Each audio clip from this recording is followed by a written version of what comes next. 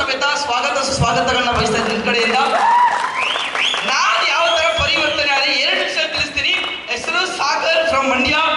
So ಕಷ್ಟಪಟ್ಟು engineering ಮಾಡ್ಕೊಂಡೆ. ನಮ್ಮ ತಂದೆ ಮಾಡೋದು ಗಾರೆ ಕೆಲಸ ಮಾಡೋರ್ ಮಗ ವಿ ಸ್ಟಾರ್ ಬಂದು ಏನಾದ್ರೆ ನಾನು ನಿಮಗೆ ತಿಳಿಸ್ತೀನಿ. ಇವಾಗ ವಿ ಸ್ಟಾರ್ ಬಂದು ಏನಾಗಿದೆ ಅಂತ ಹೇಳ್ಬಿಟ್ಟು ಸರ್ ಫಸ್ಟ್ ಲಾಗಿನ್ ಆಗ್ಬೇಕಾದ್ರೆ ಅನ್ನಿಸ್ತು, ಓ ಇದು ಜನ ಸೇರಿಸೋ ಬಿಸ್ನೆಸ್, ಜನ ಹಿಡಿಬೇಕಲ್ವಾ, ಜನಕ್ಕೆ ಲಿಂಕ್ ಮಾಡ್ಬೇಕಲ್ವಾ, ಜನ ಸೇರಿಸೋ ಬಿಸ್ನೆಸ್ ಅಲ್ವಾ ಅಂತ ಅನಿಸ್ಬಿಡ್ತು.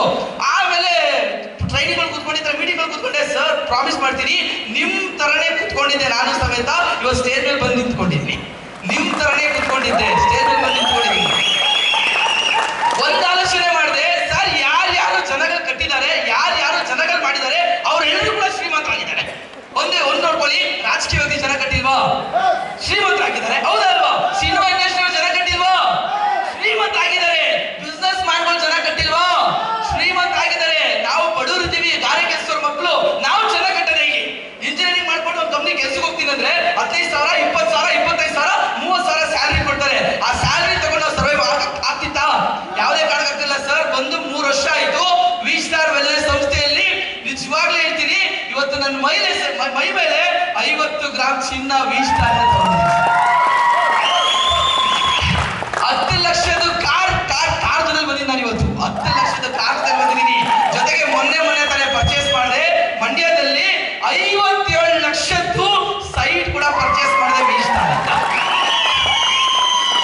ಸರ್ ಒಬ್ಬ ಗಾರೆ ಕೆಲಸದವ್ರ ಮಗ ಇಷ್ಟೆಲ್ಲ ಮಾಡ್ತಾನೆ ಅಂದ್ರೆ ನಿಮ್ ಕೈಲಿ ಸಾಧ್ಯತೆ ಇಲ್ವಾ? ನಿಮ್ ಕೈಲಿ ಆಗಲ್ವಾ? 100% ಆಗುತ್ತೆ. Believing is achieving. ನಮ್ ಜನ ತಿಳ್ಕೊತಾರೆ, ಇದೆಲ್ಲ ನಡೀತದ, ಇದೆಲ್ಲ ಆಗುತ್ತಾ, ಇದೆಲ್ಲ ಹಿಂಗ್ ಮಾತಾಡ್ತಾರೆ, ಸುಮ್ಮನೆ ಶೇರ್ ಮಾಡ್ತಾರೆ ಅಂತ.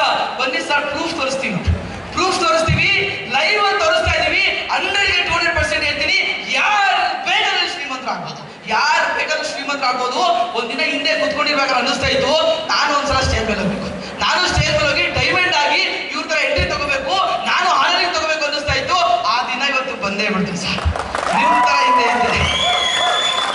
ಸರ್ ಎಲ್ಲರೂ ಕಿಚ್ಚದಿರುತ್ತೆ. ಆ ಕಿಚ್ಚನ್ನ ವಿ ಸ್ಟಾರ್ ಅಲ್ಲಿ ನೀವು ತೋರಿಸಬಹುದು ಸರ್. ಹೊರಗಡೆ ಜಗತ್ತಲ್ಲಿ ನಾವು ಶ್ರೀಮಂತ ಆಗೋದಕ್ಕೆ, ಕೋಟ್ಯಾಧಿಪತಿ ಆಗೋದಕ್ಕೆ ಯಾವ್ದಾದ್ರು ಚಾನ್ಸ್ ಇದೆಯಾ? ಯಾವುದೇ ಕಾರಣಕ್ಕಿಲ್ಲ ಸರ್. ವಿ ಸ್ಟಾರ್ ಅಲ್ಲಿ 10 ಕೋಟಿ ದುಡಿದಿದ್ದೀನಿ. ವಿ ಸ್ಟಾರ್ ವೆಲ್ನೆಸ್ ಸಂಸ್ಥೆ 10 ಕೋಟಿ ದುಡಿದಿದ್ದೀನಿ.